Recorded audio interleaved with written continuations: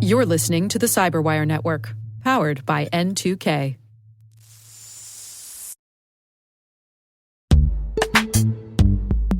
Investigating is hard enough. Your tools shouldn't make it harder. Maltego brings all your intelligence into one platform and gives you curated data, along with a full suite of tools to handle any digital investigation. Plus, with on-demand courses and live training, your team won't just install the platform. They'll actually use it and connect the dots so fast, cybercriminals won't realize they're already in cuffs. Maltego is trusted by global law enforcement, financial institutions, and security teams worldwide. See it in action now at maltego.com.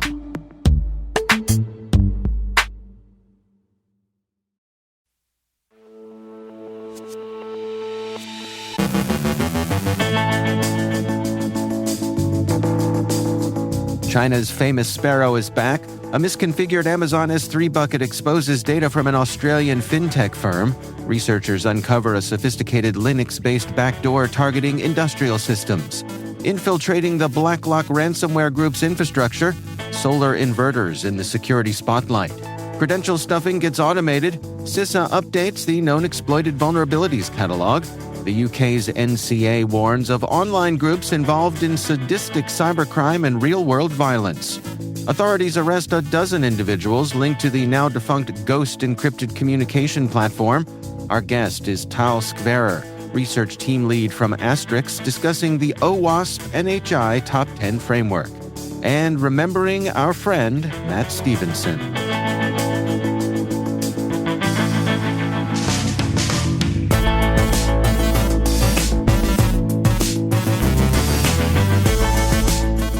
It's Thursday, March 27th, 2025. I'm Dave Bittner, and this is your CyberWire Intel Briefing.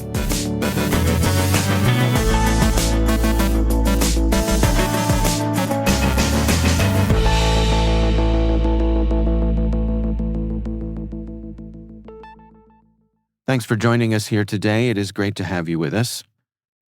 The China-linked hacking group FamousSparrow has resurfaced after years of apparent inactivity, targeting organizations in the U.S., Mexico, and Honduras, according to a March 26 report from ESET.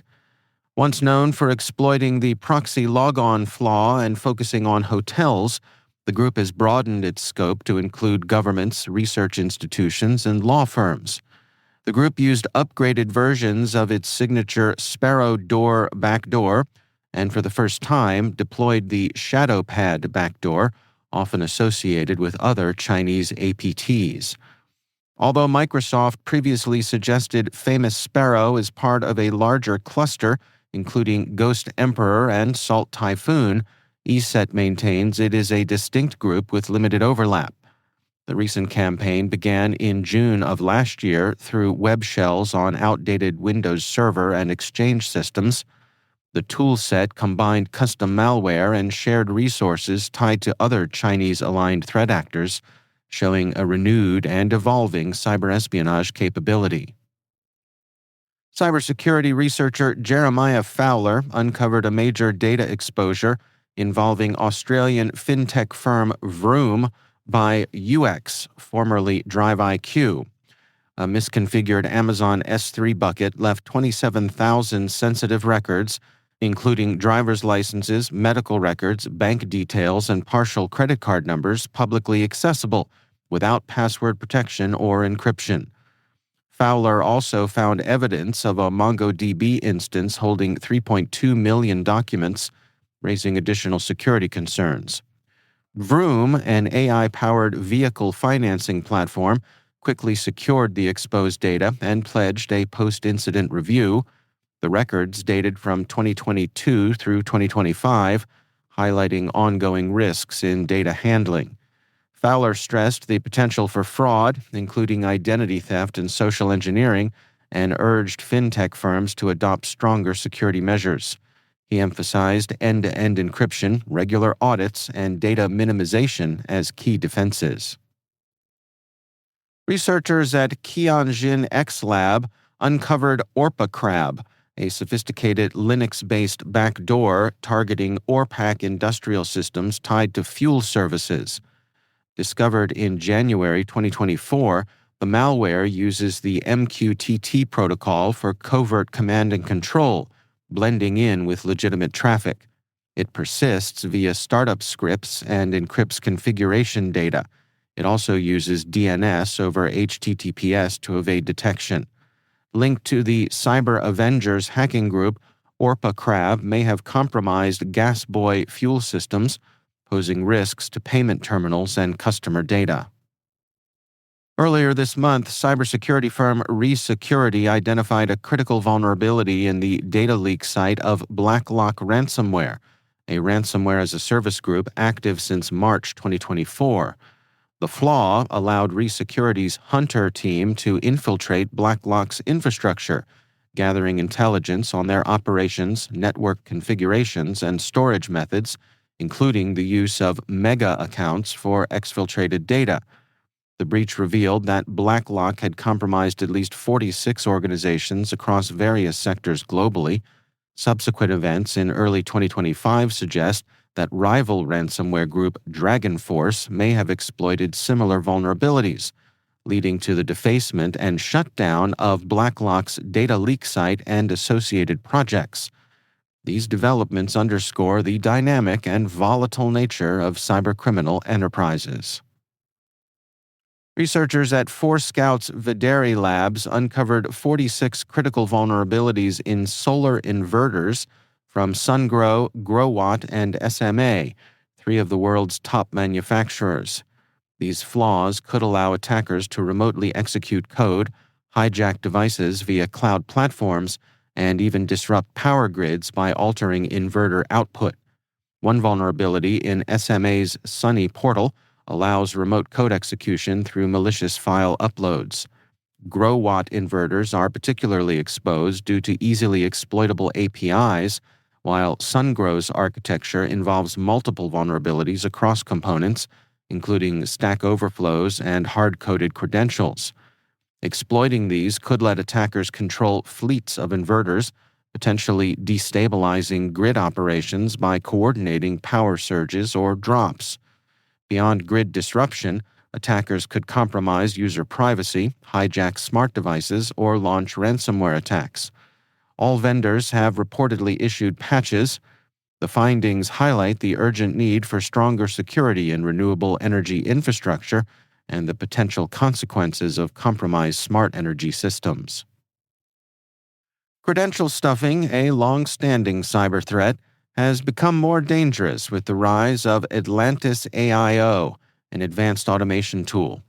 This software allows attackers to test millions of stolen credentials rapidly across cloud platforms and email services, requiring minimal expertise. Its modular design evades detection through rotating proxies and distributed login attempts.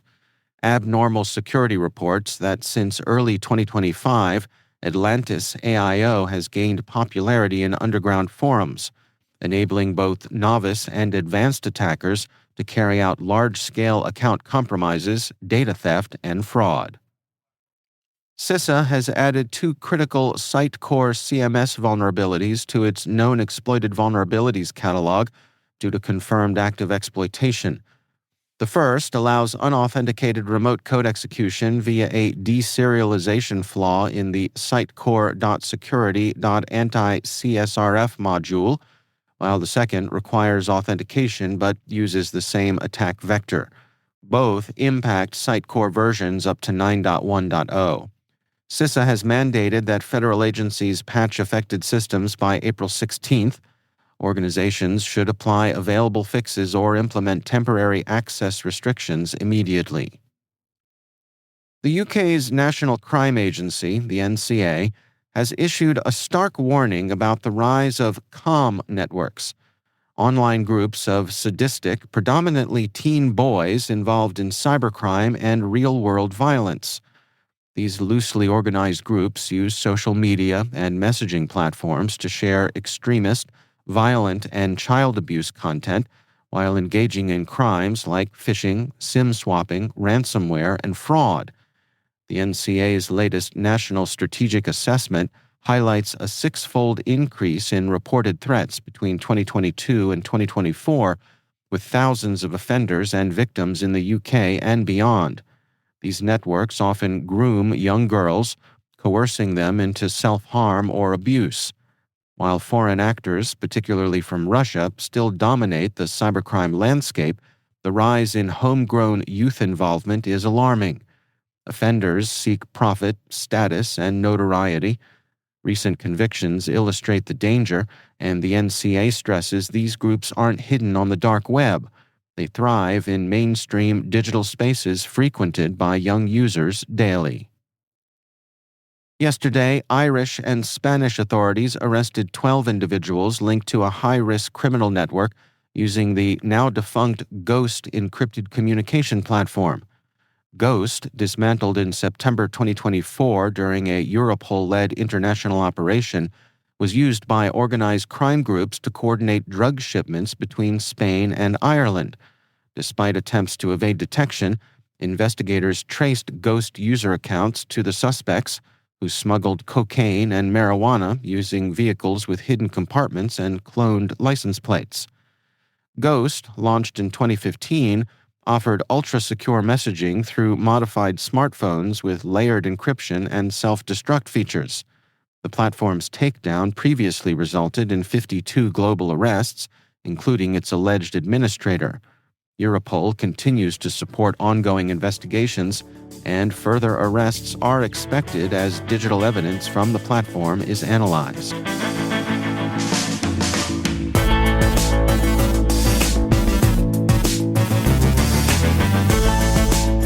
Coming up after the break, my conversation with Tal Skverer, research team lead from Asterix. We're discussing the OWASP NHI Top 10 Framework. And remembering our friend, Matt Stevenson. Stay with us.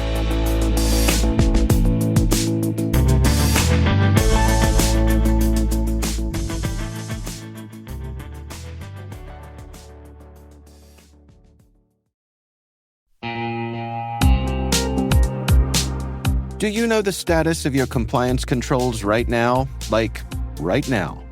We know that real-time visibility is critical for security, but when it comes to our GRC programs, we rely on point-in-time checks. But get this.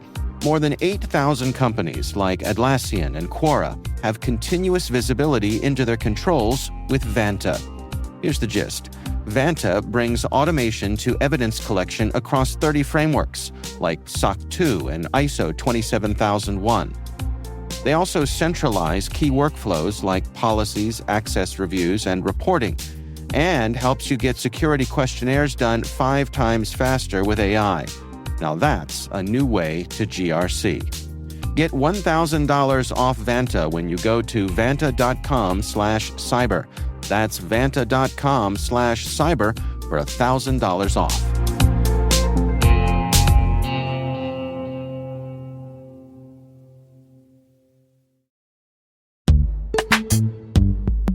Looking for a career where innovation meets impact?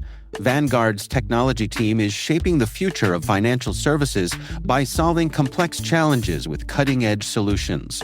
Whether you're passionate about AI, cybersecurity, or cloud computing, Vanguard offers a dynamic and collaborative environment where your ideas drive change.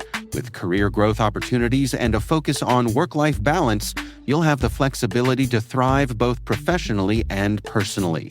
Explore open cybersecurity and technology roles today at vanguardjobs.com.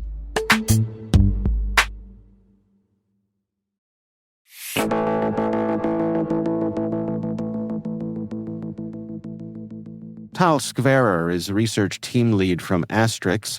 I recently caught up with him to discuss the OWASP NHI Top 10 Framework. OWASP really is a very well-known organization in helping developers write secure code and write secure applications, and they're most well-known for the famous top 10 web application security risks. But since they made this and got real famous, and everybody's been using this framework for a while now, you have all these automated processes and tools that help you mitigate risk that they work on in this original project. They actually started to host multiple projects, top 10 projects like mobile security and API security, and even recently with the rise of LLMs and AI agents, they actually have the LLM top 10 risks, which basically each of those projects is taking one big subject that is really relevant for a lot of developers and tackling this area from the web application security lens. And ever since the rise of the non-human identity category in the past year or so, it only seemed natural to also look at the NHI problem from the development perspective and the application perspective. So that's totally prompted our initial communication with OWASP and suggesting this new top 10 project focusing on non-human identities. Well, I'm an old school guy, so when I hear the phrase non-human identities, I want to think about R2D2, C3PO, and maybe Eliza, but that's not what we're talking about here. What is exactly is entailed with non-human identities? Right. So non-human identities, let me think of a good way to answer it, because I can both speak on the essence of non-human identities from the development perspective, which the project focused on. But just in general, when you consider non-human identities in an organization, is basically every time you have an identity, a credential, basically any access to your organization that is required by some automated process that doesn't need to have a human involved. And that really ranges around a lot of different kind of access into an organization. It could mean a third-party application to boost your business and help your salespeople improve their CRM experience, for instance, all the way to your development folks who will use it, will use non-human identities for their CI/CD, their automatic deployments, etc., and also ending up in your cloud environments. Now, today, everybody is using cloud services, and within those cloud services, you need a lot of non-human identities to facilitate the access of different kind of applications, of services that are hosted on your cloud environments. And all those kind of identities basically fall into the category of non-human. We kind of cheated in this name because we simply say anything that is not human, but really it's a very large amount of identities. Current estimations place non-human identity at a ratio of about from 1 to 20 to 1 to 50, depends on the environment, in favor of the non-humans. So really, there's been an explosion in this kind of identities. Well, give us an idea of one of the common risks here with non-human identities and what the potential mitigation could be. Sure. So we'll go into the number one, right? Straight to the top. After we've been ranking the risk themselves, what ended up being the top positions, which kind of some people that worked on the project were surprised by this becoming the number one, and others weren't. It depends of how much time have you spent looking at problems with non-human identities. So the first.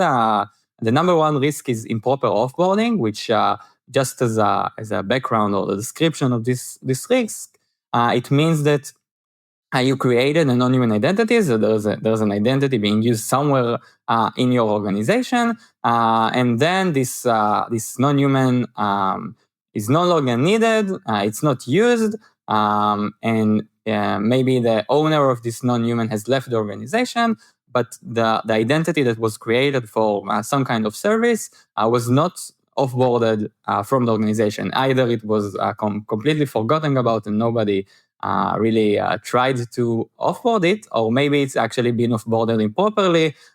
Someone tried to offboard it but didn't do it fully and still left some access to this non-human.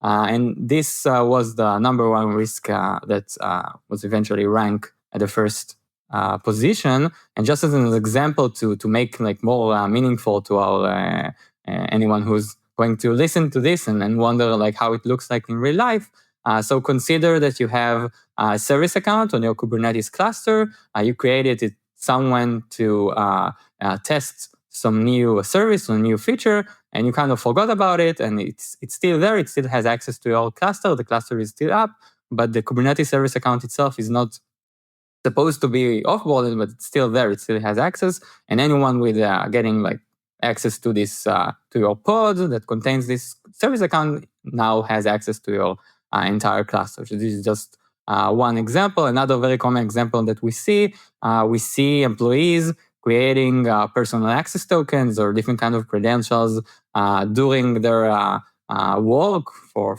work-related reasons, and then those employees leave the organization, and this token stays somewhere within your organization, maybe facilitating some automated process, but it wasn't properly offboarded when the person who created it left the organization, which is something that's supposed to happen because they might still have access to it. Maybe they save the token on the local machine at home. Do this improper offboarding, your organization might be exposed to needless risk because now a non-employee may have access to your internal processes.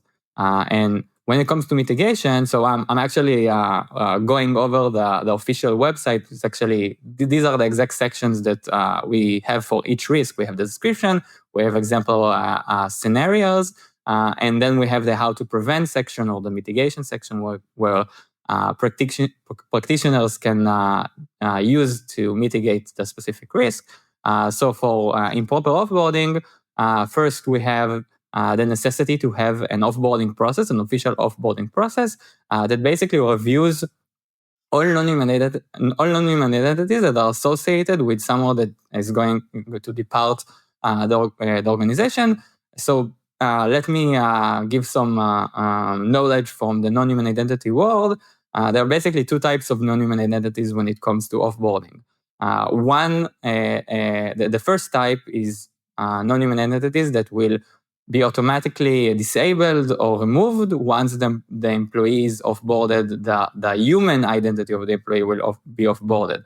Those kind of non-human identities are things like personal access tokens or auth apps that usually we like to call get disabled once the human user is disabled or offboarded during this process. And the other type is the type of non-human identities that is not going to be offboarded once the human user is disabled, and both can have different impact to the organization. So the first one is not from a risky perspective, it's not an issue, but it may break one of your core systems once this human user is going to leave the organization, and thus we see a lot of times where human users are still being kept alive to avoid breaking some important service because there's some non-human identity associated with the human users, and the organization is afraid to break something critical.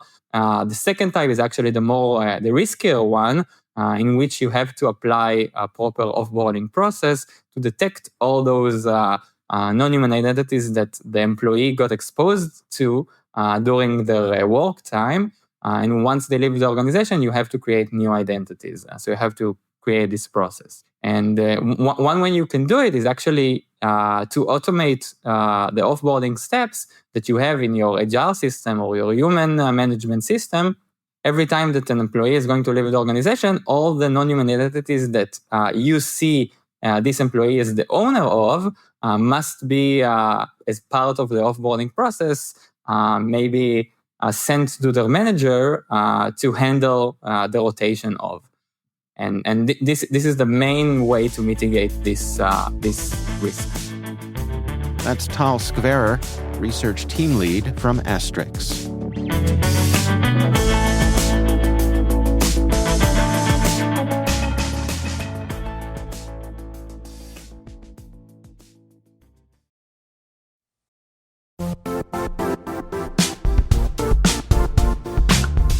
Is your AppSec program actually reducing risk? Developers and AppSec teams drown in critical alerts, yet 95% of fixes don't reduce real risk. Why? Traditional tools use generic prioritization and lack the ability to filter real threats from noise. high-impact threats slip through and surface in production, costing 10 times more to fix. Ox Security helps you focus on the 5% of issues that truly matter before they reach the cloud. Find out what risks deserve your attention in 2025. Download the Application Security Benchmark from Ox Security.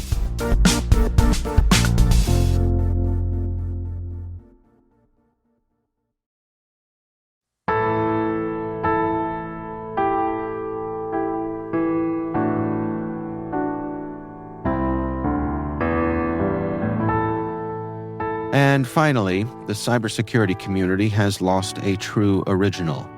Matt Stevenson has passed away. Always the boldest dresser in the room, the man with a bow tie, the bright suit, the perfectly curated sneakers. And though he's gone, his impact remains vivid in the hearts and minds of everyone lucky enough to orbit his world. To me, Matt was more than a colleague or a professional voice. He was the voice, charismatic, quick-witted, endlessly curious, and instantly magnetic. He had a rare gift, the ability to make every interaction feel like a reunion with an old friend, whether you were meeting him for the first time or the 100th. His energy was larger than life, and yet it was never about him. It was about connection, finding common ground in music, comics, sports, tech, sneakers, or whatever topic would light up a stranger's face. Even in the most professional spaces, Matt brought levity and humanity. His presence made cybersecurity feel a little less intimidating, a little more approachable, and a whole lot more fun. He was a storyteller, a traveler, a collector, a showman, and from the stories shared by those closest to him, a fiercely loyal friend. He lived widely and openly, chasing memories across continents, from late-night karaoke to early morning flights, from deep conversations to laugh-until-you-cry moments in bars with bad music and questionable food. He officiated weddings. He got lost in London. He made the ordinary feel epic. In the end, Matt was surrounded by the people he loved, wrapped in music, stories, and shared memories. A fitting send-off for someone who lived his life as a celebration. The cybersecurity world is quieter today without Matt's booming voice, his trademark style, and his unshakable warmth. But the echo of his laugh, the weight of his kindness, and the stories he left behind will carry on in every room he once lit up. Rest well, Matt Stevenson. You were unforgettable.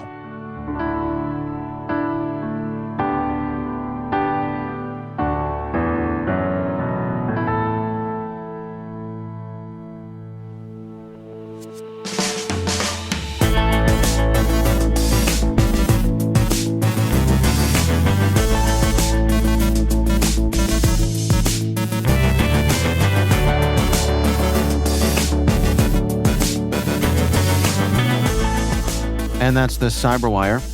For links to all of today's stories, check out our daily briefing at thecyberwire.com. We'd love to know what you think of this podcast. Your feedback ensures we deliver the insights that keep you a step ahead in the rapidly changing world of cybersecurity. If you like our show, please share a rating and review in your favorite podcast app. Please also fill out the survey in the show notes or send an email to cyberwire@n2k.com. N2K's senior producer is Alice Carruth. Our CyberWire producer is Liz Stokes. We're mixed by Trey Hester, with original music and sound design by Elliot Peltzman. Our executive producer is Jennifer Iben. Peter Kilpie is our publisher, and I'm Dave Bittner. Thanks for listening. We'll see you back here tomorrow.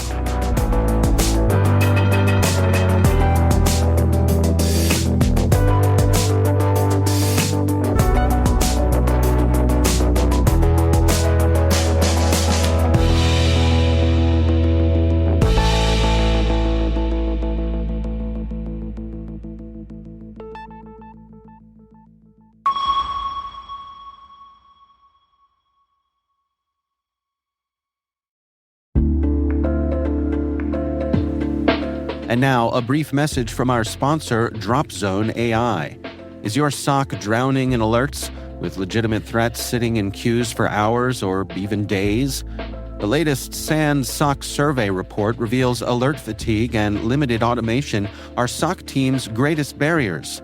DropZone AI, recognized by Gartner as a cool vendor, directly addresses these challenges through autonomous recursive reasoning investigations, quickly eliminating false positives, enriching context, and enabling analysts to prioritize real incidents faster.